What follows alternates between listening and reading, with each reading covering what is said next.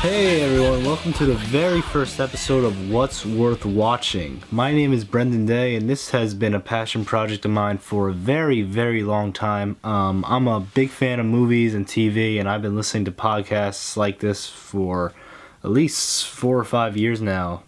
Shows like Slash Filmcast, Collider Movie Talk, How Did This Get Made? It inspired me to create my own and get my own opinions out there as well. And by the way, if you haven't heard of any of those shows, please go check them out on the iTunes feed. They're all free, to my knowledge, and they're really well done, in my opinion. So this podcast is going to be focusing on movie reviews and some film news discussion as we add more episodes to the feed. This episode will be talking about X-Men Apocalypse, the newest X-Men film to hit theaters, directed by Bryan Singer, which is his fourth film, his fourth X-Men movie that he's ever directed. And I'll be sitting down with my good friends Kevin Smith and Chris McCartney. What you're about to listen to is the first time we've ever discussed movies or movie reviews or anything while recording ourselves for a podcast purposes. So I hope you enjoy. Let's check it out right now.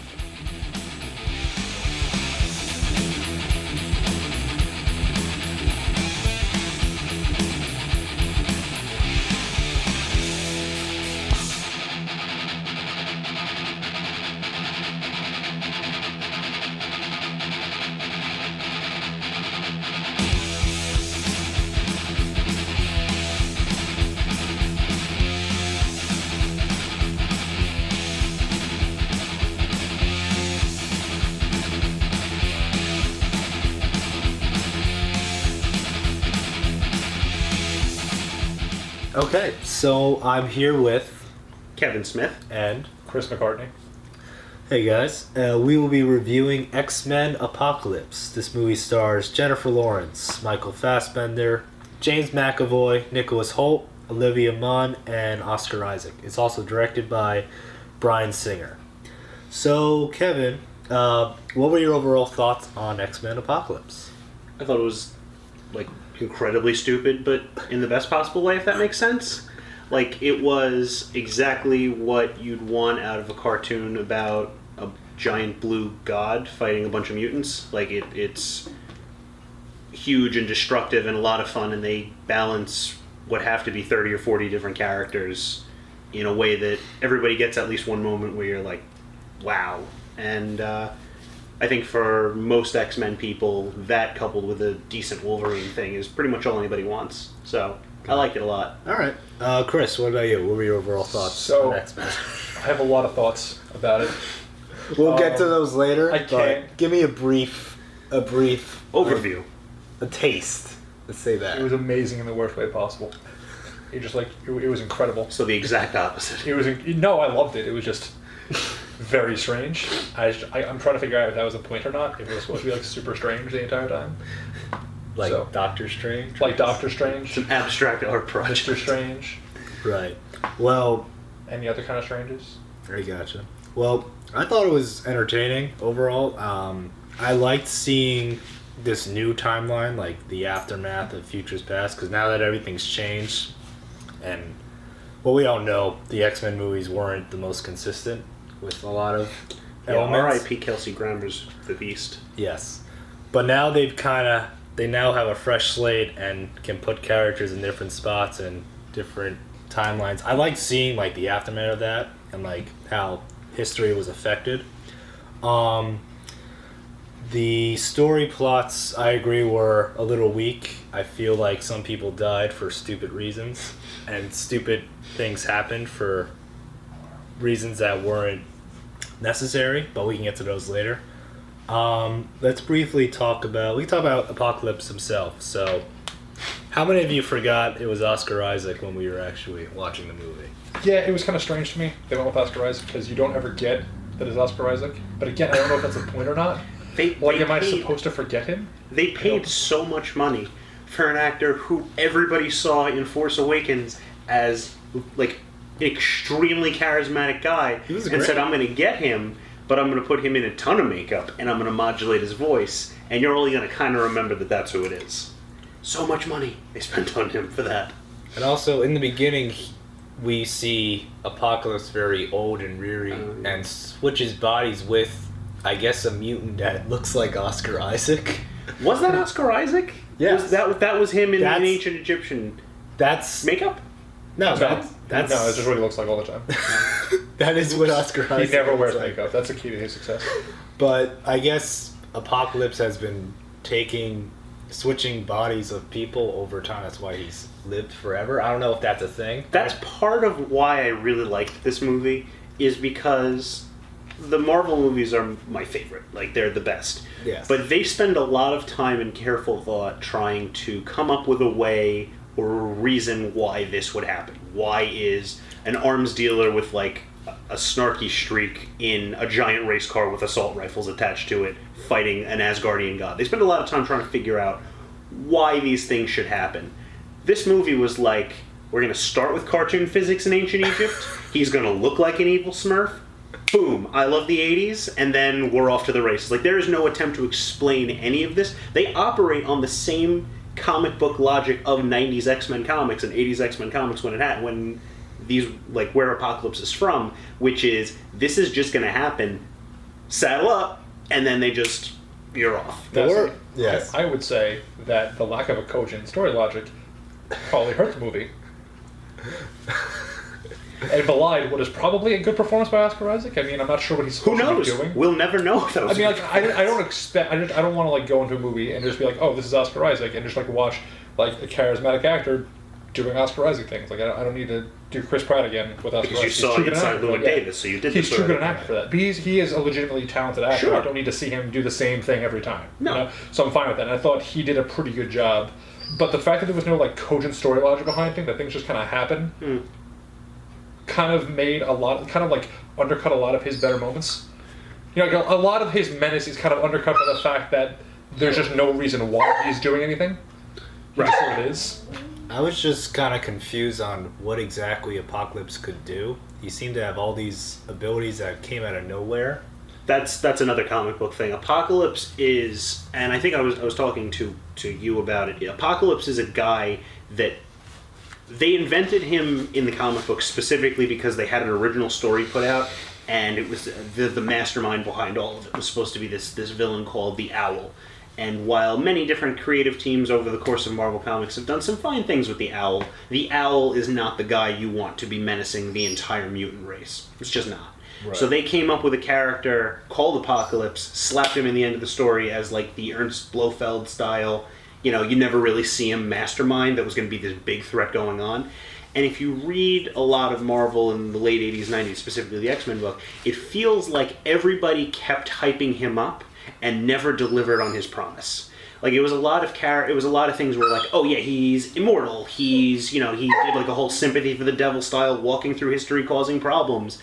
He's a megamorph, which means he basically shifts his body all around, which is what everybody thought we were getting in the trailers when he got big. I thought that too. You know, he's a telekinetic, he's a telepath, he's all these different things. Everybody kept hyping him up. No one to this day has ever done the definitive continuity. Apocalypse is here and he's a problem and you've got to put him down. The closest you ever got was a story called Age of Apocalypse, which was an alternate universe where he won because Xavier was killed. But that's kind of exactly what this was. There is no real great Apocalypse moment of menace. There's no Green Goblin throwing Gwen Stacy off the bridge moment for him. So you kind of saw that here. Like, they looked at this character and adapting it and said, how do we express this character's promise? And they ran into the same problem everybody else did, which is there's too much going on. I agree. It was easily avoidable, though. You could cut out a lot of the other stuff that he does. You don't need to have him do everything. Sure. You know? Actually, you really only need him to be charismatic and just take 4 super powerful mutants and just have his horsemen and let them fuck shit up. Let's get to the 4 horsemen who are supposed to be the strongest mutants he finds, or what I thought when I saw the movie, the first mutants he meets. Except for Caliban. Rip Caliban. Yes. No one likes it seemed Caliban. like every mutant just coincidentally knew each other. It was kind of like recruiting for a baseball team. Just like, there. Hey, we need a catcher. Oh, I know this kid from down the block. Oh, we need an outfielder. Yeah. I met a guy here one time. Everyone was connected in a way that makes sense in a movie, but I feel like some of those mutants could have been replaced with a little more stronger threats. I didn't really have a problem with any of them except for Magneto, and I'm assuming we'll get into this later. The problem I have with Magneto is that Magneto was boring, and has been boring in a lot of the X-Men movies.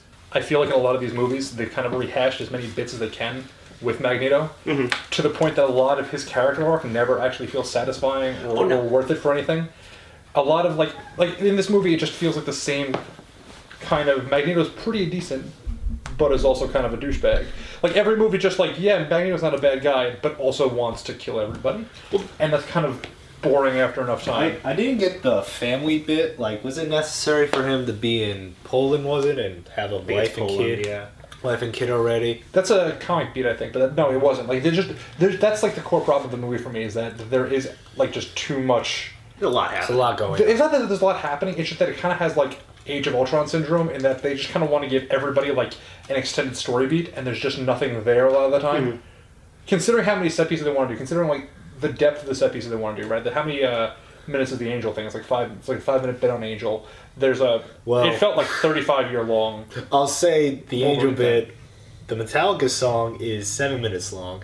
Yeah, it's a 7 minute so song. it might have been a 7 minute song. Didn't I don't think they might. They rehash it at some point in time because you walk in the middle of the song. No, they have to. And then they come back to the end again, and like when you walk in, it's playing the riff. Yeah. And then it plays the riff during like what I assume was 7 hours. The body horror thing where he turns it into a metal angel. See, I like that. And it was fine. It's just like for what the movie was, there was no like streamlining process. It's just like they left nothing out. There was no like editing. They left nothing on the floor. They just everything. Yeah, they threw. Like, yeah, we need this extra side beat with Jean, Scott, Jubilee, and Nightcrawler going to the mall. Which would have been the funnest part of the whole movie. It wouldn't have been, because it's entirely pointless. I don't need to see 14 ninjas go to the mall. I watched Breakfast Club. I got it. The thing about it was fun. The thing about Jubilee was she's only in the mall, and then that's it. She doesn't join the other heroes for the rest. It's also extraneous. That is the truest expression of Jubilee that you could possibly have, though. Jubilee only exists in the mall. That's the best possible thing you can do for Jubilee. I mean, I like the fact that at some point they kind of cut out the fan service to try and make some kind of a movie. Sure. I also dislike the fact that they did not cut out any fan service and decided to dedicate, 45 minutes of the movie to just like story beats that were going to make fans happy. It seemed weird to kind of be like that servicey. I guess. Because I feel like kind of the benefit of fan service is supposed to be a wink, not like a leer, and it felt like the entire time it was like, hey, comics, right, guys, comic books. Remember this X-Men comic? There were a couple of ones that felt imagine. very pointed. I'll agree with you. Like the fact that they did the whole thing with Moira, and she's like, "Yeah, I've got a son. I've got a son, though." Like he could have seen a wedding band, but they were like, "No, Proteus. Yeah, Proteus is a really cool comic book. We're gonna get Proteus in there." This is a very tell don't show movie. Everything is literal. Everything is textual. That's true. That said, I think some of the stuff that the problems that we have with Magneto with these, and I think that for what it is, Magneto is probably, if you looked at First Class, Future Past in this, probably the character that of the three of them has the most compelling storyline, because Xavier goes from frat bro hitting on girls in England to professor, which is not super exciting, and Mystique basically goes in like an up and down, and then basically becomes the lady. She doesn't really have an arc. She just whatever the story needs to be in that movie. She becomes the mutant version of the guy in Tiananmen Square, and then just goes and vanishes. But Magneto, part of the problem is that while he's really interesting to watch, and part of that is Fassbender, because of how much they like Fassbender making these movies, they will never commit to connecting what Fassbender was to what, for example, McKellen was, which was a bad guy that you saw some good traits in. We're still in the phase where Magneto is a good guy with ultimately a dark streak. But he's not, though, because he's done literally nothing but negative things in the end. Right, but literally nothing. Like, you can't be a good guy and like try and exterminate the human race 3 times. You can't do that. He always comes really close, but then doesn't. For some. No, he got stopped. He got stopped every time. Literally every time he got stopped. It's not like everyone's just like, oh, Magneto. That darn Magneto. I did think in this one he was going to try to overthrow Apocalypse, because in the past 2 movies he's always kind of twist at the end. I'm the real bad guy. I'm trying to destroy. Yeah, like I would have. But that didn't happen this time. He actually joined everyone else and betrayed Apocalypse. And reenacted the end of the Fantastic Four movie by melting him with a bunch of different beams. I have the same problem with the end of this as I did with Age of Ultron. Age of Ultron should have ended on a downbeat. Age of Ultron should have ended with Tony and Cap. Okay, maybe they shake hands, but they're angry with each other. You know, someone just built a genocidal robot, and something like that. This movie should have ended with Magneto finally going, okay, genocide of the entire planet is not the answer, but I'll be damned if I'm going back to just living for myself in some forest. You should have seen him, pull together some of that steel, reforge the helmet, and walk away. And the post-credit scene, which I would like to talk about later... We can get to that much later, yeah. Should have been, what it is fine, but I would love to see a movie where he is legitimately putting together a brotherhood. Because the Brotherhood is something that is really interesting if you take it out of the original, Stan Lee, Jack Kirby, Brotherhood of Evil Mutants, over-the-top supervillain. He did have the Brotherhood at the end of First Class, but a lot of those mutants we never saw again.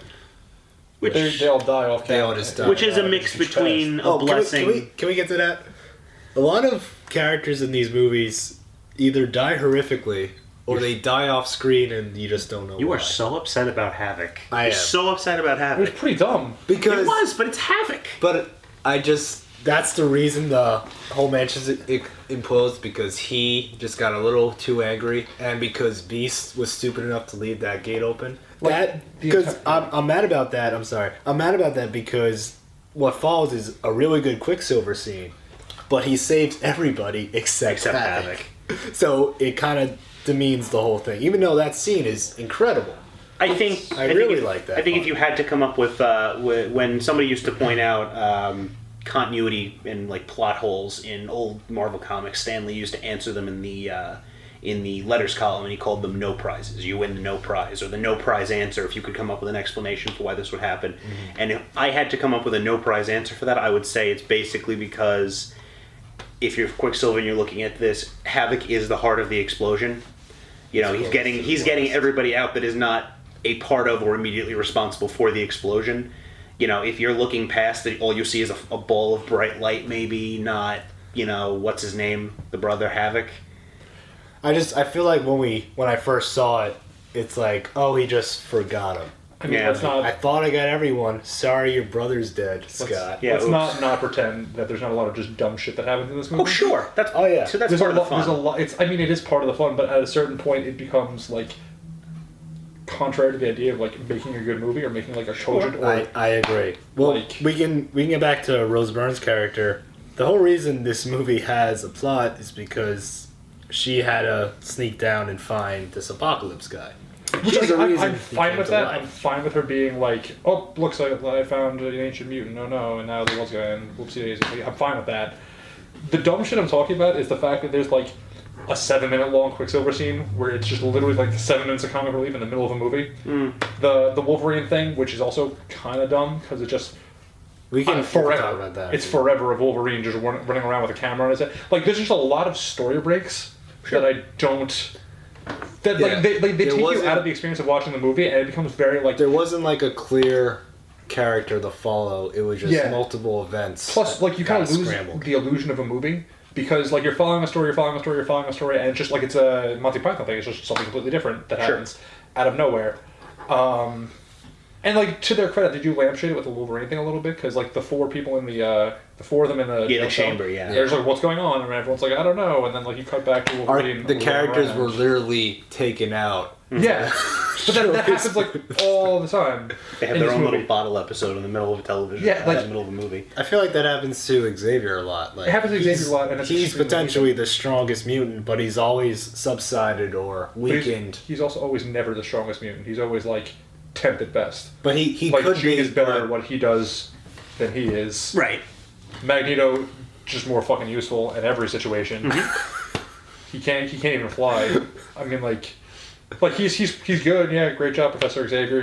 You got your dope ass wheelchair and everything, but It is a dope ass wheelchair. It's got kind X's of on it. It tends to be kind of hard if you don't see him as sort of a real and charismatic leader. It's hard to take him and Magneto as two differing poles of a critical movement seriously. It's hard to see him as the MLK to that's the initial comparison, right? With civil rights. That's what it gets that's put into, the lampshade comparison in the 60s. It's hard to see him as that when he does nothing. for the Exactly. vast majority of the movie. Yeah. Same thing And- with 3. It's same thing with 2 and 3. Like, all these movies tend to just pull Xavier out of the action to raise the stakes, and it seems strange to me to kind of compromise the leader so dramatically. I agree with that, but I still feel like they were trying to make X-Men Apocalypse Xavier's movie. Like, he I don't was... know that they succeeded doing that. They at did all. not... I don't think they succeeded, but I think that was their attempt. Because at the end, he realizes something and tries to fight back, even though Jean Grey I comes in to guess. help. I feel like they were trying to set it up that this was Xavier's movie and he was changing. I suppose. I don't think they succeeded. I would love agree. to see them actually commit to this, because like they didn't realize what they had on their hands until it was exploding with Jennifer Lawrence. But I think you can tell that this was originally supposed to be Days of Future Past was supposed to be like, this merry little jaunt into their history. Like you were a never hybrid. supposed to watch them evolve into what they were. This was them looking at Last Stand and going, well, we have no idea what we're going to do next. Best not to address these characters going forward. Let's go back. It feels like a missed opportunity. And I like these movies a lot. It feels like a missed opportunity every time you get the opportunity to examine the world that is that would be affected by something like this. A phenomenon like mutants would change everything. It wouldn't just be fighting clubs in East Berlin. It would be everything. And when you specifically set out to make a movie where a character is messianic, where this old ancient mutant is coming up and raising an entire new cult of personality around himself, it feels like a missed opportunity to not, at the very least, if you're going to include somebody like Rose Byrne, to have her be a critical voice, to have her be someone who goes, every time two of you guys pick a fight in San Diego, 500 people like me die. To have her there, which is a ridiculous thing in and of itself, but to have her there and to have this whole world to look at through all the decades and not examine what it would be like just seems like a wasted opportunity to me. Additionally, and I feel like this kind of ties into what I think the core of the problem in the movie is that it tends to sort of start feeling cynical, because they don't have the sort of these movies tend to focus on very linear, the basically disaster movies with window dressing. Sure. They're like gimmicky disaster movies. Mm-hmm. At one point in time, they actually lift scenes from the core, when he's tearing the world apart. That's literally lifted from the worst cycle. It's Independence Day, it's stuff like that. And it sort of starts to feel cynical because you have an opportunity to tell stories, however limited they are. These characters tend to be kind of limited, but they tend to also represent certain notes that you can play around with. And it starts to feel more and more and more cynical and more gimmicky over time. Sure. Which, for me, kind of starts to kill off the subgenre, to be honest. Superhero movies? Superhero movies in general. They're not telling compelling stories. Not that they're ever, telling... It was never Citizen Kane, but they were telling somewhat compelling stories. Mm-hmm. Mm-hmm. And I feel like the vast majority of the movies that they've made, even in the millennium so far, have kind of failed on that front. The vast majority of the movies, I feel like if you watch them, they just tend to be overamped disaster movies with human wrecking balls rather than anything else. And if you watch this movie, you get the same thing. There's no real sense of conflict. It's just we're gonna fuck shit up against one another. Sure. For a time. You never get any motivation for Angel. You never get any motivation for Psylocke. She's just why not? You never get any motivation for most of the X-Men. The only motivation I felt out of the Horsemen was from Storm, because I just thought she was too afraid to fight back or run away from this. She's also the only one who has any screen time to talk about what she was beforehand. Psylocke's just hey, what's that is up, true. man? Angel's just can we 4 horsemen. Can we get to Psylocke, who I'm pretty sure had maybe 3 lines in this movie? And a Mylar crotch suit. I would prefer not to be on the record in any way, shape, or form disparaging Olivia Munn. I wasn't disparaging Olivia. I'm just saying. I think my favorite part of the movie was the fact that every time you cut to Apocalypse with the 4 horsemen, he's making Archangel more armor.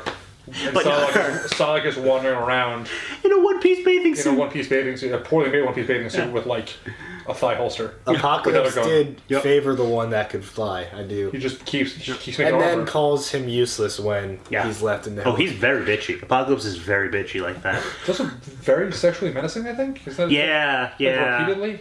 He does. I think he was supposed to be uncomfortable. Kind of got that. When he does recruit the mutants, I did feel like he was picking them up at a bar. Well, Singer actually said in the press for this that he was going for with these things, and then how much this is actually shows up in the movie is debatable. But he was going for Apocalypse as a cult leader. That he was promising Magneto a place in the world that he had lost. He was promising Angel a way to lash back at the people who hurt him. That he was promising Psylocke power, and you were supposed to take that as like a sexuality thing, because in case you didn't get that by the fact that she was dressed in a one-piece bathing suit the whole time. I think she had any problem with sexuality beforehand. I'm not like, oh, this is a woman who's sexually repressed, wearing the same costume throughout the entirety of the movie. No, she had a jacket on before that. She took the jacket off, because remember it had the high collar? No, it was pretty cool that her outfit was very accurate. Oh, yeah. Yeah. No, that's very cool. Comic accuracy matters. I'm not saying it matters, it's a nice doing a whole thing about this, because I thought most of the costuming was fine. Yeah. Thought everything was pretty tame. I like the idea of the... Just funny, I thought. The flight suits, that was like their kind of... Why not? That was a neat thing. Why not? I would like... More than the leather suits that you saw in the first couple movies, spandex. Or the flight suits. I don't think spandex, but I think there'd be a much more compelling way to look at it. If you look at Beast, right? Beast is an engineer. Beast is a generic movie scientist. He can do whatever form of science you really need for the plot. He makes the glasses for Scott. Exactly. Sure.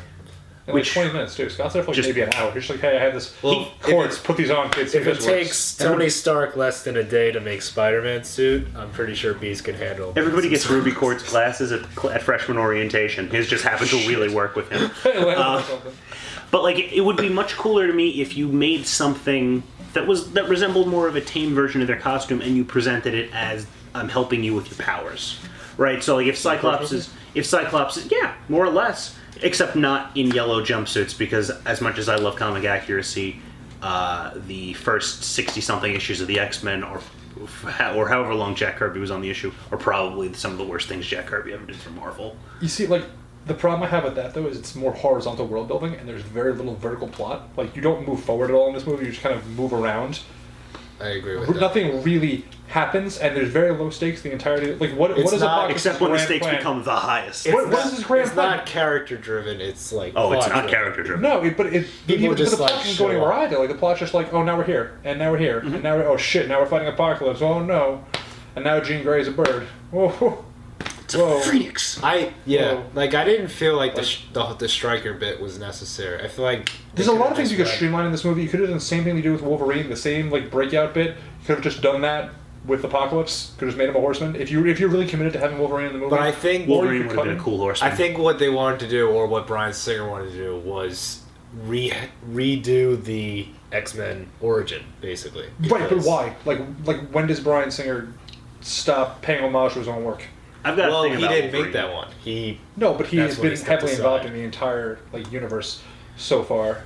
I mean, at a certain point in time, somebody else needs to tell him. That movie, particularly, I'm pretty sure he was not. What, X-Men Origins Wolverine? Yes. No, he was not. So he wanted to fix that. The thing about that is that there's a lot of problems with something like X-Men Origins Wolverine. The Weapon X stuff isn't one of them. That shot you see on FX every time they remind you that they have the movies. Bursting out of the water with the cord snapping and everything, Hugh Jackman doing the roar and everything. That's the good part of that movie. That's the stuff that doesn't need to be revisited. Right. Unless you can hire Brian Cox back to do the best version of Stryker that we've actually seen so far in X2, you don't need to go back. But I think there's enough about this that there were a whole bunch of little things that kept me, because I agree with you. The plot was what it was. It was a disaster movie. It was a Roland Emmerich movie with comic book licensed characters. I think that the thing that he did really, really well is give enough of a little tiny character moments throughout that kind of kept it rolling. Like the bit with Nightcrawler counting down to the explosion and it never occurring to him that he doesn't have enough fingers to count down. And he's looking at his hand. That was great. Or, the bits that we did see of the stuff in the mall. Even if you take out the complete and total, questionably hilarious pot shot at X3, just the fact that it's 5 kids talking about Return of the Jedi in 1983, those type of things are the kind of nice little bits that the movie travels on. But then I feel like they were even setting themselves up, X-Men Apocalypse, saying, yeah, the third one's never that great. Yeah, could This be is self-parody. technically the third one of that trilogy. At the same time, it's also weird to me to double down on those character bits. So you have huge extended like riffs on like Wolverine just like fucking up dudes in a dam somewhere, or like Quicksilver running around through the mansion. Like it feels at that point in time like you're watching that, and it goes on for so long that it takes you out of the movie again. Which I kind of had a problem with. Like every time you cut, it seems like you're cutting away from something important. I don't know that I thought Like that. you get it feels like you get very little Apocalypse in this movie. So that whole thing where he's supposed to be a cult leader, you really don't get a ton of that.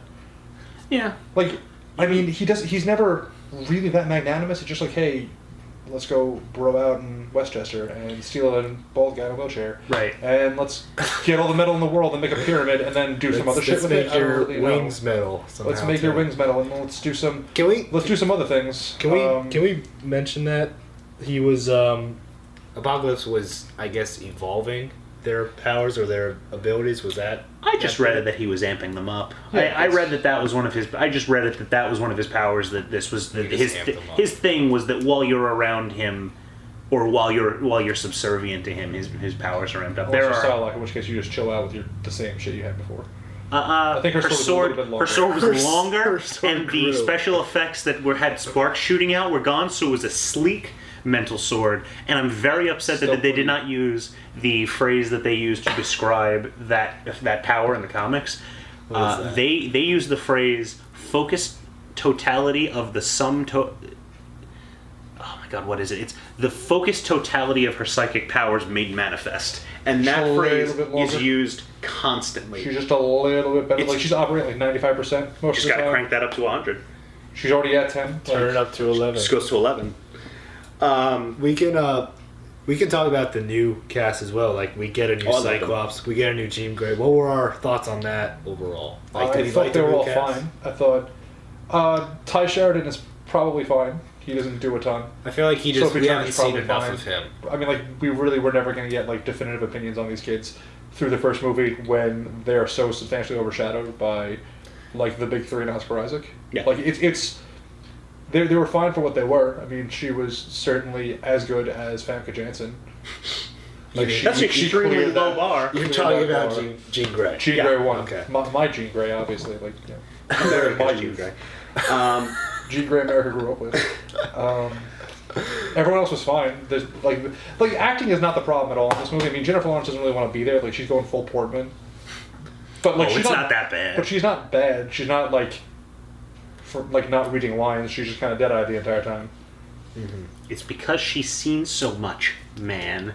I don't know what that's supposed to mean. She's been in East Berlin. She's ravaged by her experiences. Can we bring up her? Like can we bring up what we were talking about? Jennifer Lawrence has probably had a fine life. Yeah, right. Well, her character has been through a lot. We were talking about this after we saw the movie when they're all on the plane heading to the battle, and they're like, "My first time on a plane was with the other X-Men, and we saved the day or whatever." And then someone asked, "Where's everyone else?" Oh yeah, they're all dead. And then there was that awkward moment of they all died. Well, Hank was there, but everyone else. You could feel the character doing math in her head and going, "Well, the Bumblebee girl's dead. I saw her wings, and Banshee's dead, I think, but we never really gave him a shot. Rest in peace, Banshee."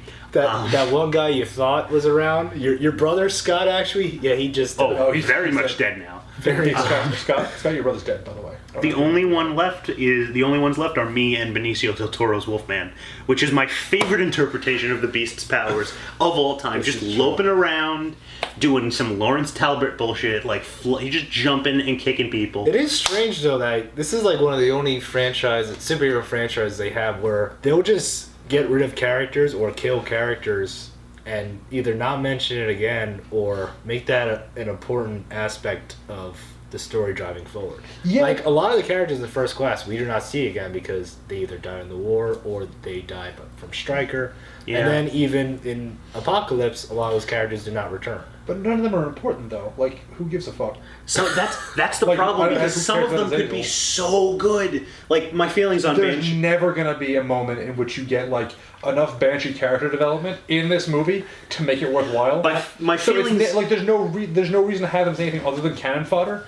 My feelings on Banshee, I understand. Like I will fight anyone who disagrees with me that Beast is the best X-Man. Banshee is right under that, because Banshee's the only person in all the forms of media that you ever get like a legitimate, he could do what Professor Xavier does and not fuck it up entirely. Emma Frost, though, is the big loss there, because January Jones was a great cast fit visually, but whether it was the writing or her delivery of the stuff, it was probably the writing. Emma Frost is great. Emma Frost is one of the plastics from Mean Girls given superpowers and a conscience. Like, she is the queen bee. She is in charge. She is not nice, but she is always right. And if you had gotten someone in that who could legitimately have pulled that off and, introduced her as basically a foil for one or both of the big two, it would have been awesome.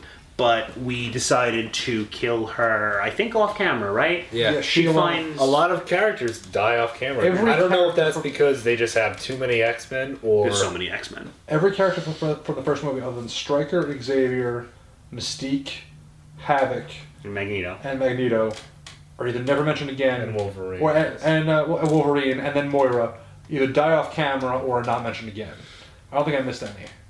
I don't know if everyone's just dead. Well, I don't know if that's a creative choice or if they just need that to happen to tell. I mean, I think it's a creative choice because, like, at a certain point in time, you have to start saying no. Oh, yeah. And you can't just do, like, 15 minutes of Emma Frost stuff. You can't do 15 minutes. You honestly can't afford more than 17 consecutive seconds of Banshee on screen speaking without someone else there. I love Banshee, guys. You can't, but, like, there's just so many of them, which is, like, there's really no reason to even have them, like, which is why I think the interesting thing when you go through these movies every time, whether you are or aren't coming in with comic book knowledge, is who they pick to be the players and the economy of choice that they make. Because with something like Future Past, it's the laws of movies will tell you who gets out or who matters. But like, which characters are those interchangeable things? You can tell some are a series of fine choices. Like, if you're going to use certain X-Men as cannon fodder, Darwin and Angel Salvador are fine choices to use and then give away, even if it is really, really kind of not a great look to make the one black character who dies in the first movie the guy whose power is to not die and then have him die first. That's not ideal. The second one, like, you're going to choose throwaway mutants for Days of Future Past. Why not use Blink and why not use Warpath? For this, part of the big thing... But why... I can ask because I don't know as much about the comics, but why not use Jubilee if we're setting her up in all the marketing and all the other story beats? She's just kind of lost. It doesn't ever feel like there's a plan for these movies. Oh, no. Right? Like, why not have all the mutants from Days of Future Past be like students at the school? Why not do that? Sure. There's literally no connection at the end. Like, they're just like these 5 random dudes bouncing around. Sunspot, Warpath, these... Just like a 5-year-old kid. I feel like that's the biggest somewhere. thing. Like, these movies, the X-Men movies, they don't... I guess this one particularly, they don't have a clear person to follow. Like, the older X-Men movies, we kind of followed Wolverine into this world and learned the other mutants. In this one, we just know all the other mutants, but when they do these crazy things, we just have to go along with it. That's part of the problem, and you said Wolverine. Wolverine is part of the problem. I love Hugh Jackman's Wolverine. He's perfect. He's Wolverine, and for an entire generation of people, that's the only Wolverine anybody's going to be familiar with, and I get that. But at the same time, Hugh Jackman is only going to be in a finite number of these movies. And the fact that we have not found, and apparently 20th Century Fox is not looking for a next linchpin of these movies, because it's not going to be Jennifer Lawrence. Like, it's the franchise, the universe is not built, and you can feel some of these movies groaning under the weight of trying to make Mystique the center of these movies. They're trying to make someone the center, and it's not working. It's not working. And they've already kind of pivoted away from that, because you look at this movie and Mystique is the Sergeant-at-Arms of the X-Men by the end of it. Which is strange. Which I'm fine with, because... It's weird to not have her dip in and out, to be honest. She should just constantly be moving back and forth. They needed to stop playing up the relationship of her between the two of them. She made a choice. She should have made a choice, and you should watch these things. You should want to root for Magneto. You should want to root for the both of them, and she should be with him. It's also kind of like... They could set it up like a Team Magneto, Team Xavier if they wanted to. I think making her declare either way kind of diminishes her as a character. You don't really need more than 10 minutes of her every movie. Just have her be like the canary in the coal mine. Like, she's the one who comes out, says there's a problem. Which kid actually needs to, like... Right. She did seem kind of useless in the final fight. There's only so much you can do with her. Yeah, exactly. Can we talk about the subspace scene with what's his name, Xavier and Apocalypse when they're fighting and Apocalypse gets bigger? I was just confused about what that was. And Kevin, I don't know if that was an actual comic nod or it isn't. They just want them to fight. I didn't buy it. Once I saw that, I was kind of like out of the experience. I'm like, okay, it's a comic thing and it's not a comic thing because it's. I think on a movie level, they wanted James McAvoy to be engaged in the fight somehow, which I understand because it's another one of those things. We're paying him and he's sitting in a wheelchair for the whole movie.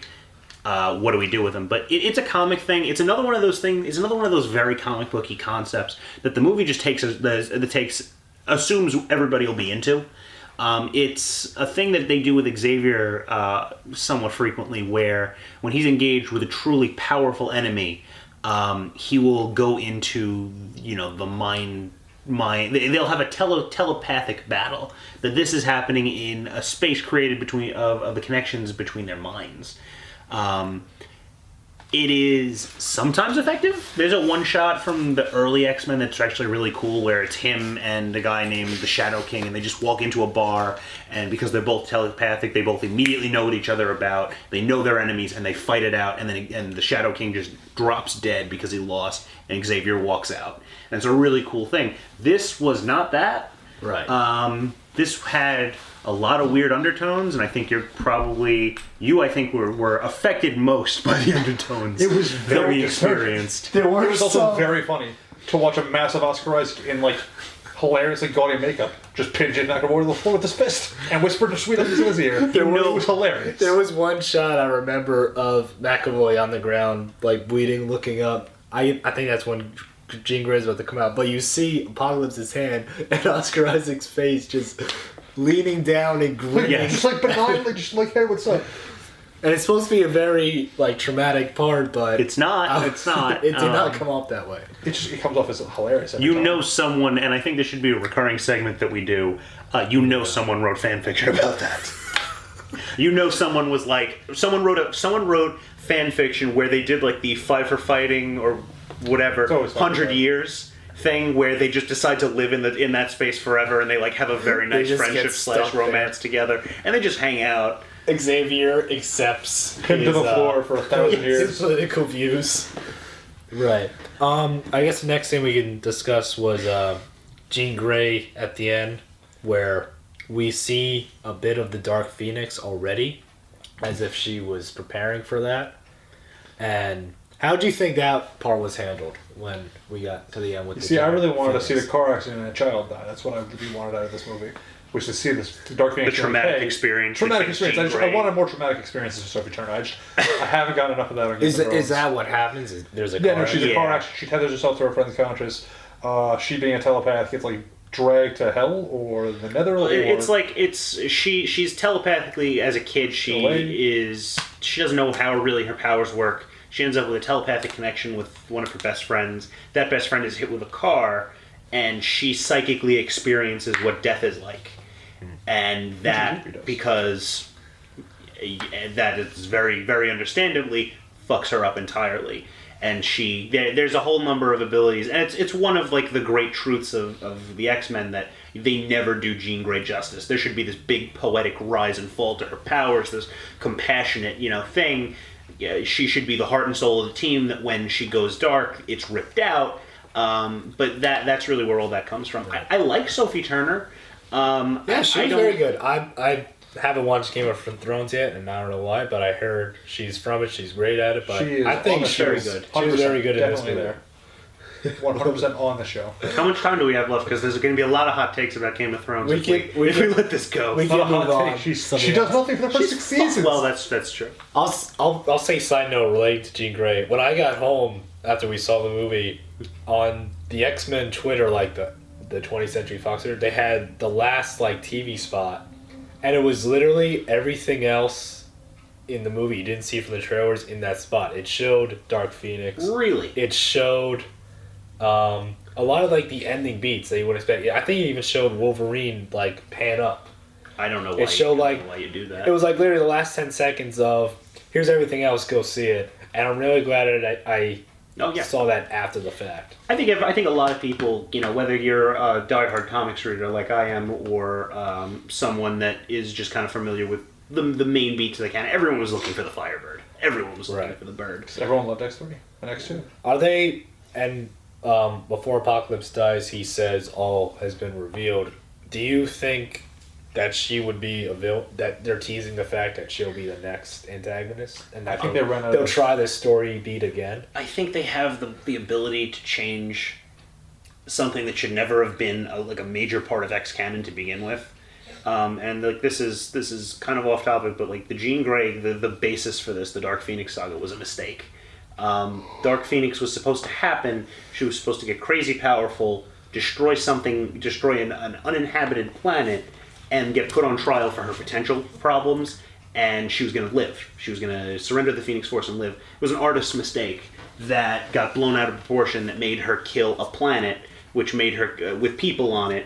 Which made her basically, Marvel editorial said, we can't put out a comic, it's not consistent with what we want to do, where a character murders billions of people and walks away unscathed. She's got to die. Wow. So like they have the opportunity to keep Jean as a character there, like as long as they can walk the line and maybe not have her cross a line that she can't come back from. If they can maintain that, they can keep Sophie Turner as someone who goes through all this. And I, for one, would be really interested to see a character that goes through having the power of a god, knowing what you're fully capable of and coming back from it. I would think that'd be a lot more interesting. Really, what is she fully capable of? She just helps melt Apocalypse. Well, now, yeah. But I'm sure that by the next time we see these characters, it'll be probably 10 years later. And she will have... It is going to be set in the 90s, which... I'm not a fan that it's a 10-year gap every single time. No, I get why they want to do that, but a lot seems to be happening in these 10-year gaps that we should probably see or be. But at the same time, nothing aware happens. It's a very static world. Like nothing really changes. Like they're always just kind of in the same place. They look like every movie starts in the same place. Like Mystique's off doing random shit. Magneto's trying to hide somewhere. Mm-hmm. Professor X is running the school. Hank is there too because Beast is the best, and no one can tell me he's not. Where else are you gonna go? They do the same intro that they do with Rogue in every movie, and that some kid is like fucking shit up, and then comes back in. And they gotta go to. I noticed that every time they go to Cerebro, they always explain what it is. Yeah, they explain exactly word for word what it is. Here are all the humans and here are all the mutants. I am connected to them. I think you have to do that though, because if you just say I've got a detection device and I'm going to put on this cool helmet and look at shadow people on my walls, that's insane. But could they rephrase it and not? You don't have to tell the exact text. Don't have to tell it every time. You would figure it out pretty quick if you puts on a helmet and says, I'm going to find this guy, puts the helmet on, and you see all the people in the world pop up. I guess. The vast majority of rational moviegoers would be like, yes, I understand what he's doing here. And they're like, what the fuck?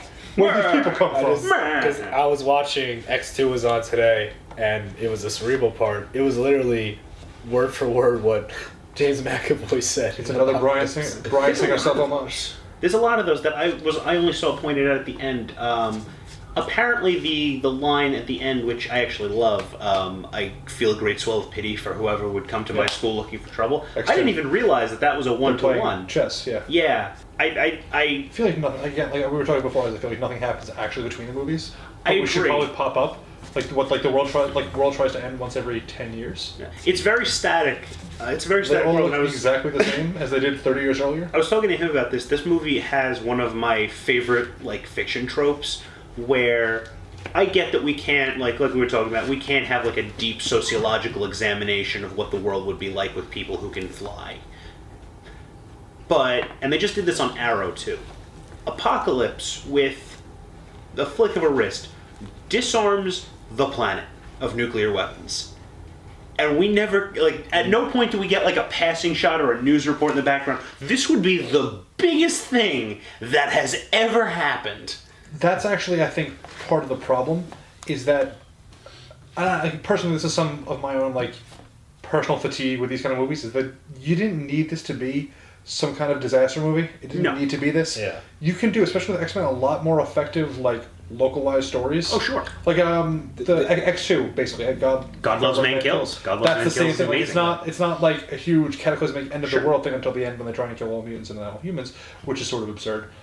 But like the vast majority of the best part of the X-Men, and what you can do best with Professor X, is have him as a leader figure. Sure. And you can have him leading mutants' rights, and then something will happen. It should be like them responding to the tragedy, not like them putting out fires. Right. You know, I don't need to see him. I don't need to see them attacking Apocalypse and getting into this huge fight, because the vast majority of the X-Men don't roll that way. Right. Most of the time, like most of their powers aren't. It's not like the Justice League or the Avengers, where they're literally capable of taking on an army by themselves. Sure. These are people who are range between like very powerful circus freaks, Sure. and like other like just like regularly like kind of strange people. Right. Like the Toad. What the fuck is the Toad? Which is one of the cool little things that you do get here. You get that there's a mutant underground. You know, Caliban, that Caliban character, which is like one of the more impressive shout-outs that they've done to a character in the X universe without making it like a lampshading. Even though thing. he's actually isn't he normally a horseman? He was He's a horseman twice. He's been a horseman on 2 different occasions. Yeah, Let's, can we get to the horsemen, actually? I thought it'd be fun if we go around and we choose our own 4 horsemen. And we can only choose characters that have been in the X-Men movies. So no Gimli. So no what? No Gimli. No Gimli. So, I don't know, Kevin, you want to go first? Who would your 4 be if, say, you were Apocalypse and you could choose any mutant? Well, I think based on what we've seen, Like, do you think the 4 that were in this movie were considered the strongest, or? oh no, Angel is a recurring, like, you know, Angel is so not that you actually have to make, from both a comic book standpoint and a movie making standpoint, you have to make his wings metal, because if you don't, there's no capacity for him to be an offensive combatant. Well, He's it is flying. useful. It's useful to have someone that could take the skies. You know? Sure, but once he's there, what is he doing? Unless you load him up with guns, right? Right. So you have to make him. So they had to amp him up just to make him someone capable of combat. Psylocke, as we understand her in the movie, with just the sword and like the super leaping ability, no either, because it's just the sword. So I think you could keep reasonably Storm, because we see her. I feel like Storm was like the best choice. We see Storm do some major shit. Yeah. And, you know, she's a kid, she doesn't use her powers a ton, you could make the argument that if she was called on to let loose, she wipes out a seaboard. You know, one seaboard at a time, she drowns the South, she dries up the West. You know, she's a goddess of nature. And I think you could keep Magneto, too, for the same reason that if, you know, he snaps his fingers and a city crumbles into a ball, you could make that argument. Right. I think you'd have to take Professor X over Professor X somebody was else. supposed to be a horseman in this story. I'm pretty sure, like An early script, I guess? Yeah, I think it was draft. for Ted. But- Angel as part of the X-Men now. They were going to go full Yeah. team building. That would probably make... They Too have bad like they they killed have him. they have like super young Bobby Drake too. I think they're going to do the whole like Well, initial The crew. original, Yeah. the original Who squad. would you pick, Chris, if you had a... All right, so I And don't you have a problem with anybody but Magneto.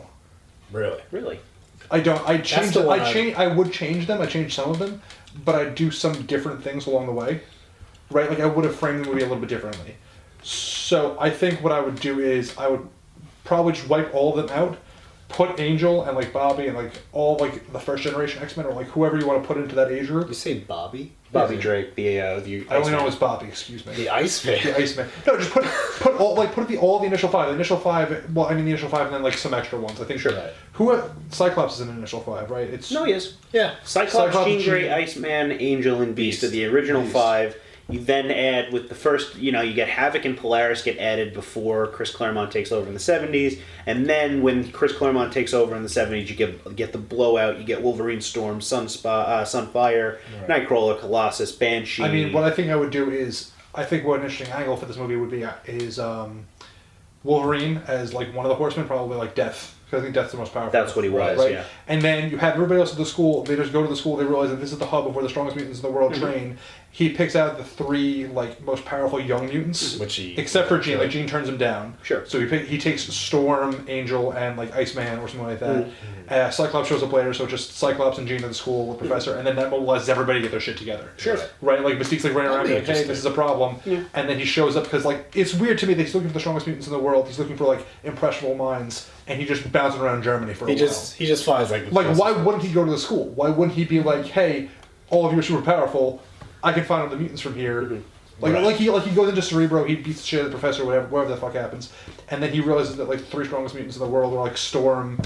You get to do the dumb thing where they make Bobby like Iceman like super powerful, where he's like like a god of water or something like that. Yeah. And well, I mean, any of them, if you take the logical extension of their powers, like I said, Storm, messes with the ecosystem of the planet.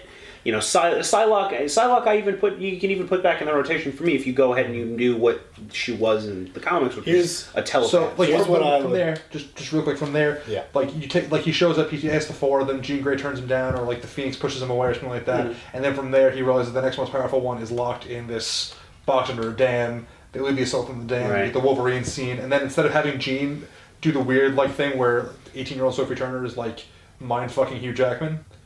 Yeah, which like Apocalypse is just like, no, you're cool, you're with me. He's like, all right, fine. That was a nod to I think the first movie where Jean Grey gives Wolverine some memories back. I'm pretty sure because I remember that's like a recurring thing. Before. And redheads are also a recurring thing. Yeah, redheads, which they continue like comic books continue to like find like more reasons why Wolverine can be into redheads. Like people can be into redheads. Like, you can just be attracted to people with red hair. There does not need to be an echoing tragedy in your past that gives you that. I guess. But what's your 4? My 4 would be I would keep Magneto, I would keep Storm, and and this is going off the movies, I would add Quicksilver, and I would add Havoc. I would actually be fine with that. If I had to keep like the same lineup of the movie, those are the 4 I would have picked. Because Havoc's a soldier, and Havoc would make sense. So and Havoc, if he pulls Havoc out of the ashes and says, "They abandoned you, join me. I'll let you burn," and like he's got this big. And in this movie, it's the first time in First Class we've only seen him shoot beams out of his chest. In this one, he did his chest and both of his arms. Yeah, he could potentially do it throughout his entire body. His powers are very strangely defined in the movie. Yeah. A lot of it's based on kinetic motion. Like he has to kind of shake his shoulders around to generate it in most of the movies, and he just has a bunch of rings around his arms, like he's some kind of children's magician, where he's shaking a bunch of hula hoops on the end of his arms and throws them at people. That's more or less what his powers are early on. Hopefully, while Sticks into Grand Illusion is playing in the background. Somehow, they give him a vest, and all of it just comes through his chest at all, and he can just do it at will at that point in time. Which is very strange. Oh yeah, because that was a thing. It could come anywhere. They directed it. Yeah, it was a little distant. But he also doesn't have to move for it though, which is weird. If he spends so much time just going like this, and then all of a sudden he can just blast people with his chest. Right. You think he would have figured that out at some point in time to scream at people? Before we get to, I guess we can wrap this up. Final thoughts. We can discuss the post-credit scene really quick. So Kevin, if you wanted to explain that part. It's actually lost. It's actually one of the most subtle ones that they've done in any superhero movie for a long time. So it's actually it's the setup for 2 characters. It's the setup for Mr. Sinister, who is, and everyone should look up pictures of him, is a glam rock goth.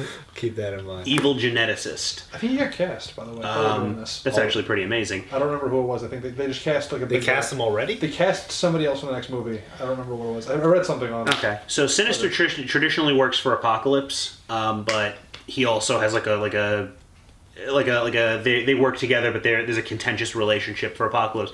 He's a cloner. 90% of the X-Men's bullshit over the last 20 years have come from the fact that somebody's a clone or somebody might be a clone, and it's almost always Mr. Sinister's fault. That reminds me of the Spider-Man. Oh yeah, Spike is shit when clones get into some real shit. We are all Spike.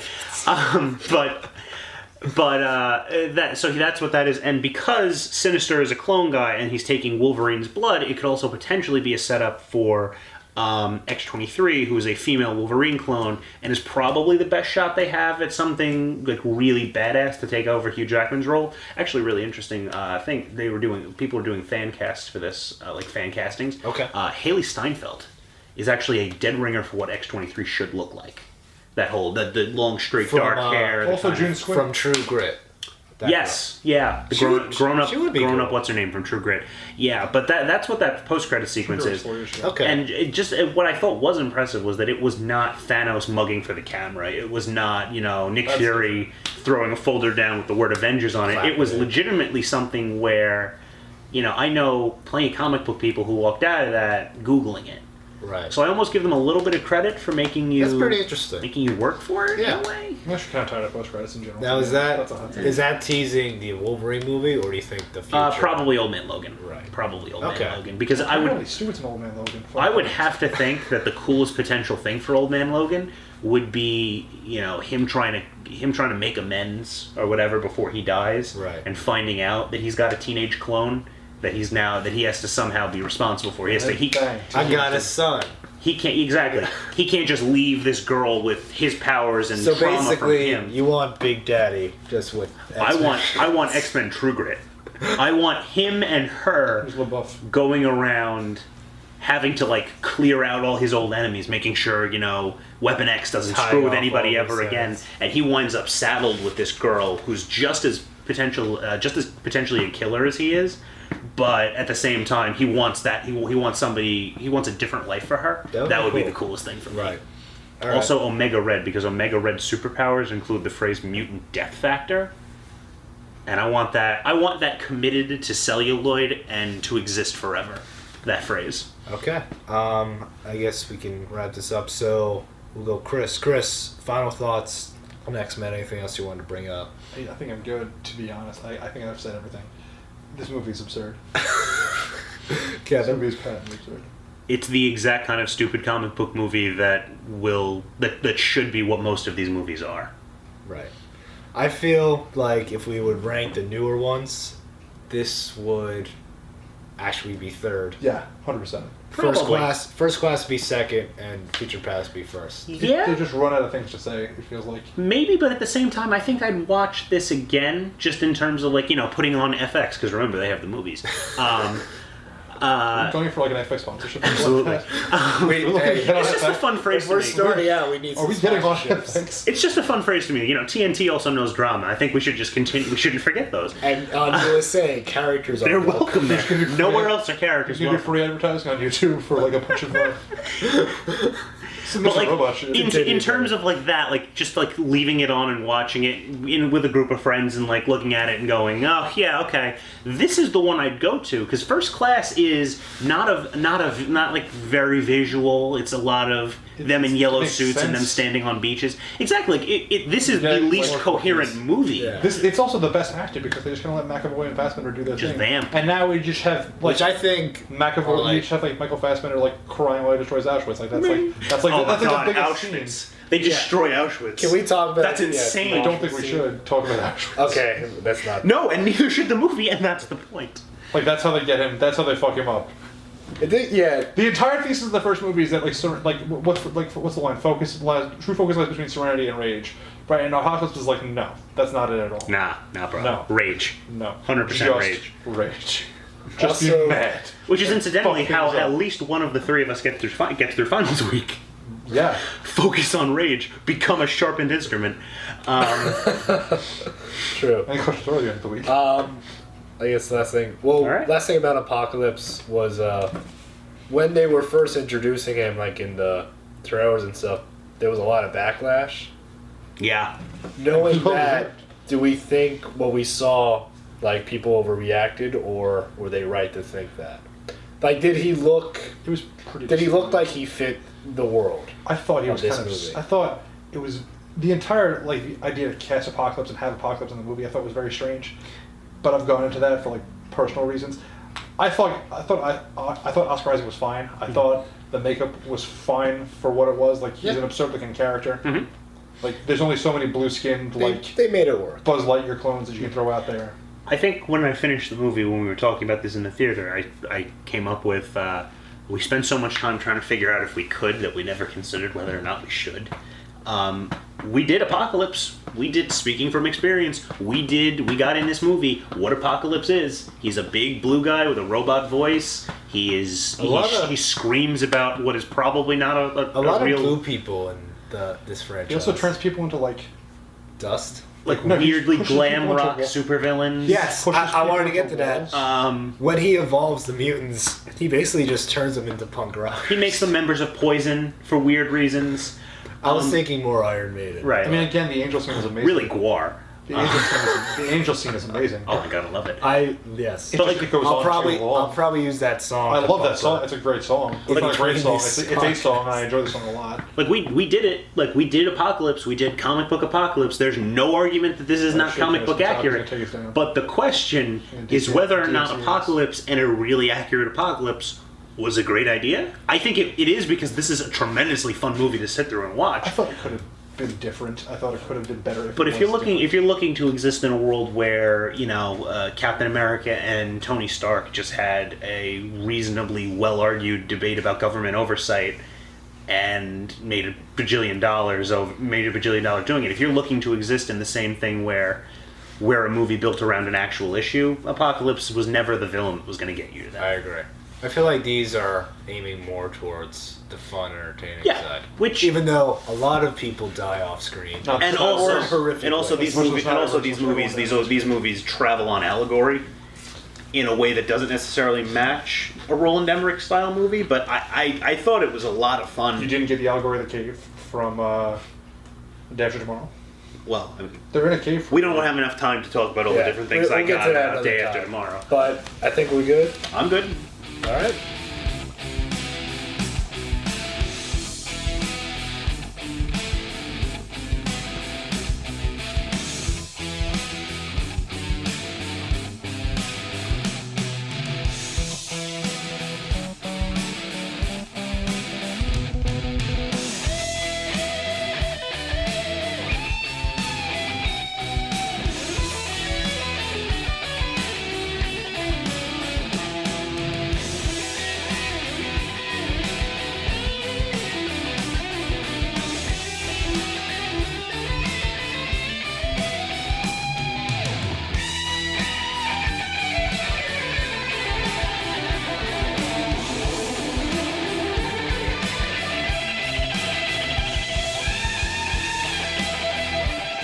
Well, there you have it, folks. That is our review of X-Men Apocalypse. Now, how I'll be ending these episodes is I'll decide whether or not this film is, in fact, worth watching. Because, in my opinion, the world we live in today, there's just an oversaturation of media out there. There's too many TV shows, movies, and podcasts that are just coming out every single day, every single second. Even YouTube's got so many videos being uploaded all the time, and there's just normal people with working jobs or families or just not enough free time on their hands, don't have time to consume all this media. I, for example, have 65 films on my instant queue on Netflix that I'm probably never gonna watch, and they're probably gonna get removed from Netflix in a month or so, and I'm never gonna have the time to watch them because I don't have the time.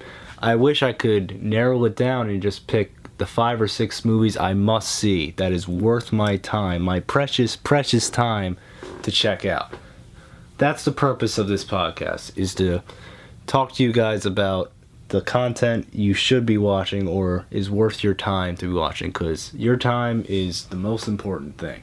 For X-Men Apocalypse, I'm gonna have to say this movie is worth watching. Even if you're not a fan of the X-Men or the X-Men comic books, this movie's a lot of fun. There's a great cast, fun story, fun blockbuster adventure, and there's a lot of cool Easter eggs for those hardcore X-Men fans.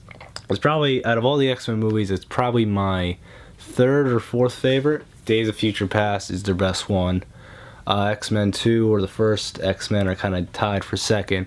And then I'll put this one, X-Men Apocalypse. Maybe First Class before that, but now for some quick footnotes. The song you've been listening to that's been interluding this podcast is called The Four Horsemen, which is performed by Metallica from their debut album, Kill 'Em All. For those that saw X-Men Apocalypse, you know this song from the scene where Apocalypse enters with the two horsemen, and we see Angel, who is just jamming out to some classic Metallica because it's the 80s and people just love Metallica, even overseas before Metallica even made it big. And we watch as the song gets more and more aggressive, that Apocalypse basically turns Angel into more metal, more hair metal, gives him metal wings, messes with his hairdo, gives him like awesome face tattoos. It's so metal, guys. It's so punk rock. So yeah, that's our song, Four Horsemen by Metallica. We'll be riding out with that as well. My name is Brendan Day. Thank you very much for watching, and hopefully we'll see you guys soon. Bye-bye.